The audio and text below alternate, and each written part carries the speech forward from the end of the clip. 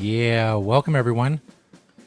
Marijuana Times show for November 9th, 2017. I'm your host, Joe Klare. You find me and many other great writers over at marijuanatimes.org for your cannabis news and opinions about the community, the industry, all that stuff. Go check out marijuanatimes.org for all the latest what's going on in the world of marijuana. And of course, that's where you can find these videos too. You can share them on your social media networks, whether YouTube, Facebook, whatever. Go check them out. Help us spread the truth about cannabis with the Marijuana Times show. A few stories we're going to talk about today, including the end, hopefully, the final end of Chris Christie's political career. Also, an in-depth look at marijuana politics and activism in Ohio. I have a little insight on that, a little personal insight on that. Also, some stuff going on with the medical marijuana program in Michigan, some changes, a lot of feeling out when it comes to all these things. First, I want to tell you that the Marijuana Times show is brought to you by Natureside Cannabis, naturesidecannabis.com, organic, natural pesticides for you to check out. Natureside products are safe for everyday use. Go check out naturesidecannabis.com. It's a line of all natural pesticide products. They were developed and proven by pest control professionals and cultivators to provide the confidence and security that professional cultivators and regulatory bodies demand. Natureside products are listed on the, quote, approved for use in cultivation of marijuana lists in Colorado, Washington, and Oregon State agricultural departments. So if you're one of those states or you're a legal grower in another state and you don't want to run afoul of regulatory policies when it comes to cannabis, then you're going to want to check out Natureside Cannabis, all natural, organic pest control. Plus, you don't want to be giving your customers a product that has dangerous pesticides in it and dangerous chemicals in it. That is not something that they're going to come back to you for. So go check it out. You see the report there as well. NaturesideCannabis.com, a proud sponsor of the Marijuana Times show. First story is a story I wrote over at marijuanatimes.org. Goodbye, Chris Christie, and good riddance. In January, Chris Christie leaves the governorship of New Jersey, which is a good thing. He's been blocking marijuana legalization there. He's been weighing down, for lack of a better term, the medical marijuana. That's not a weight joke. That's not a fat joke. But he's having trouble. Well, he's not having trouble. He's purposely delaying and warping the implementation of medical marijuana there. As we talked about in yesterday's show, the new governor of New Jersey, Phil Murphy, is the complete opposite of Christie when it comes to marijuana. Christie has also said that he's not going to take the drug czar position in the Trump administration, which is a good thing. He said in an interview that he's going to go to the private sector, which is also a good thing. You know, Chris Christie has never missed an opportunity to badmouth cannabis, the cannabis industry, to talk about how much he hates cannabis, which is all fine. As I've said before, you can have whatever opinion on cannabis you want. But when you're saying that legalization is beyond stupidity and you're comparing marijuana to heroin and you're comparing marijuana to the opioid crisis, as he recently did,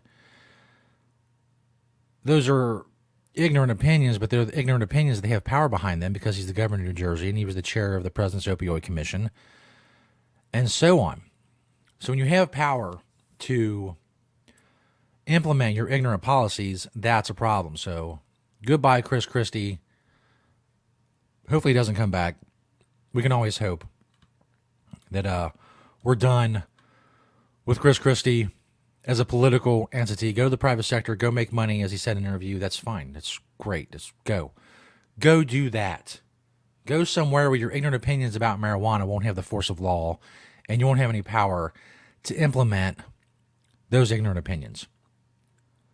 Now, there's an interesting story as we move on in Huffington Post very in-depth story called "TheGrassroots Goes Down Inside Ohio's Corrupt Medical Marijuana Rollout."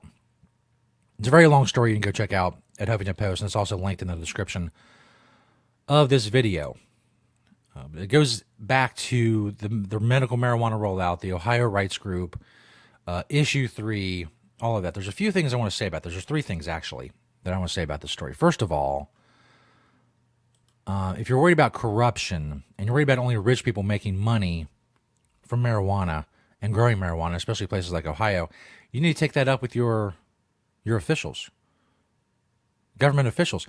The government is the one that makes the licenses so expensive. The legislature is the one who created this medical marijuana program that's now getting started in Ohio after the defeat of Issue 3. An MPP was threatening to put legalization on the ballot. So the legislature tried to undercut that, and they created this medical marijuana program that is now going on in Ohio. We'll talk more about that in a second. This story goes pretty in depth, going back many years about all the players in the Ohio medical marijuana activism community. Some good, some bad, some corrupt, some were in it for the right reasons, some were in it for the wrong reasons. Again, you have to go check out the story on the Huffington Post, linked in the description. But I have a little personal insight into this story and some of the players that pop up in the story. Back in October of 2013, well, first of all, let me say that I record this from Northern Kentucky, this show. I do my podcast, my writing from Northern Kentucky. It's right across the river from Cincinnati. In October of 2013, I was on Fountain Square in downtown Cincinnati for an Ohio Rights Group medical marijuana rally. I met Cheryl Schumann there. I took a picture with Cheryl Schumann. I have a Beverly Hills Cannabis Club ashtray signed by her.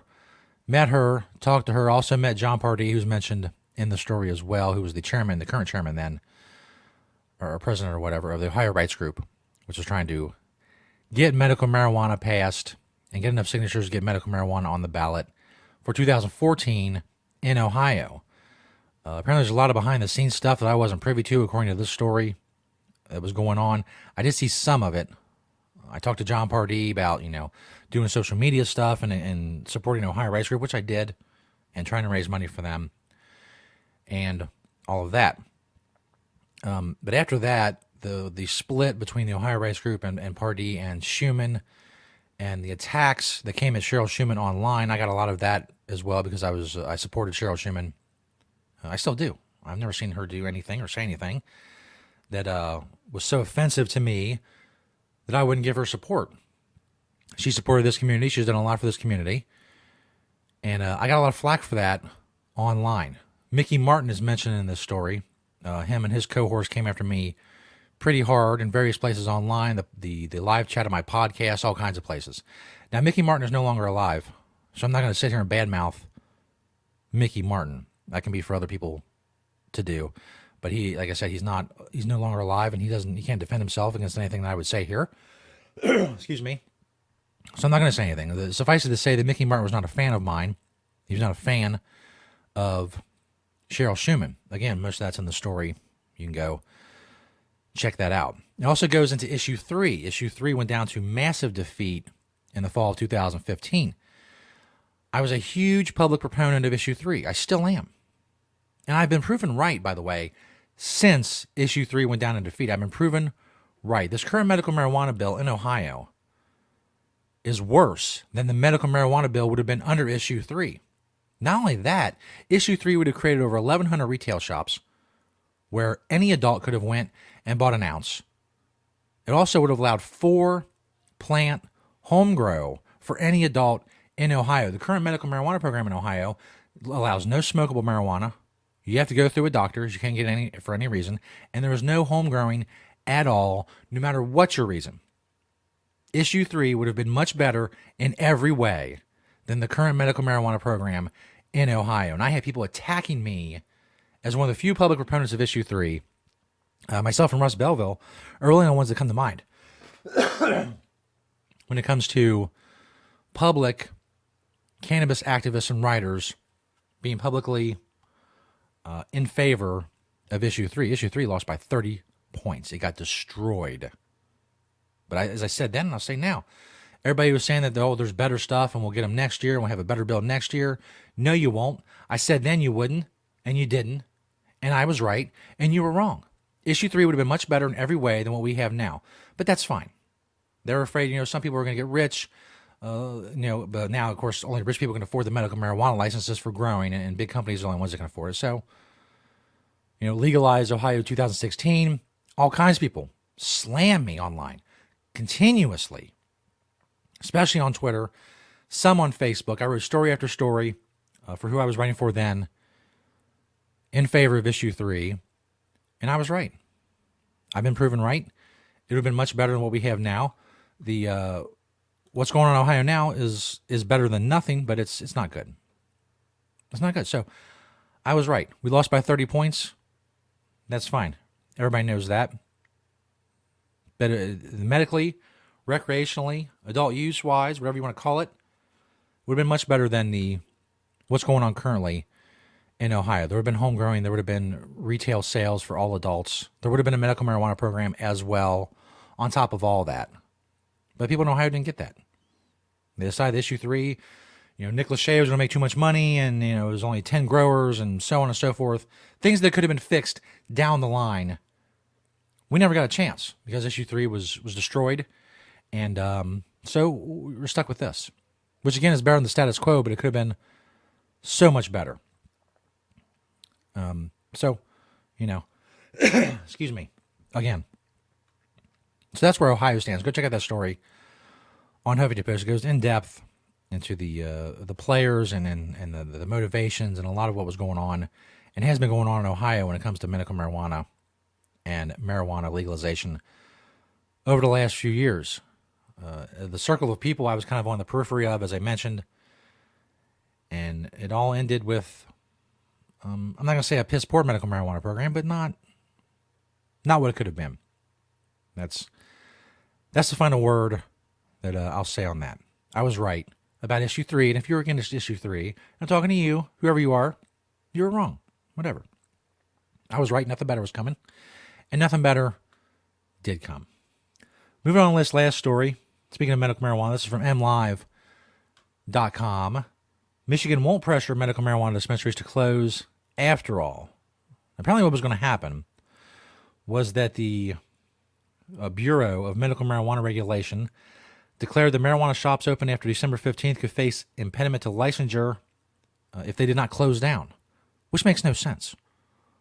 They want to license all these medical marijuana dispensaries, but they want all the medical marijuana dispensaries, or they wanted them all, to close before they got their license. How that would be helpful, I have no idea. To close them all, to make all the medical marijuana patients who are going to those places get it from the illegal market for a while until these people came back with their licenses. It was a really silly way to do it. But they reversed their decision, the Bureau of Medical Marijuana Regulation in Michigan. They said, quote, "Through emergency rules, the Bureau and Board will not consider a medical marijuana facility's prior operation as an impediment to licensure as long as the applicant documents approval from their municipality in their application." In other words, if they can be approved, they'll get their license. They don't have to close down. They don't have to make medical marijuana patients go back to the black market for a while until they get their license. So it's just a crazy, crazy way to do it. They're trying to implement new regulations in Michigan. There's been a lot of problems in Michigan since their medical marijuana program was put in effect several years ago. A lot of clashes between law enforcement and patients and caregivers, and they're trying to get more regulations, and they're trying to get that together. But the notion that all the dispensaries had to close down before they could get their license was ridiculous. So thankfully they reversed that.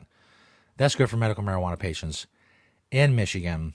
Recreational legalization is probably going to be on the ballot next year. They're working on that pretty hard. They almost got the signatures, last I checked, that they need to get adult use legalization on the Michigan ballot for 2018. And hopefully they do. Because that's really, when it comes down to it, medical marijuana is fine. But real cannabis freedom is going to have to come from full recreational adult legalization. That's all we got for today. Thanks, everybody, for checking out the Marijuana Times show for November 9th, 2017. Go share, spread the word. If you'd like to sponsor the Marijuana Times Show, get a hold of us, info@marijuanatimes.org. Thanks to our sponsor, NatureSideCannabis.com. They are awesome and doing great work. Great work. Thank you, Natureside Cannabis. If you're a grower, organic pesticides, all natural pesticides, past regulations, get all that stuff, NatureSideCannabis.com. Of course, check out the MarijuanaTimes.org or the Marijuana Times on MarijuanaTimes.org, myself and a bunch of other great writers, with all the latest you need to know, the cannabis community and industry. Thanks, everybody. I'm Joe Klare. We'll see you next time here on the Marijuana Times Show.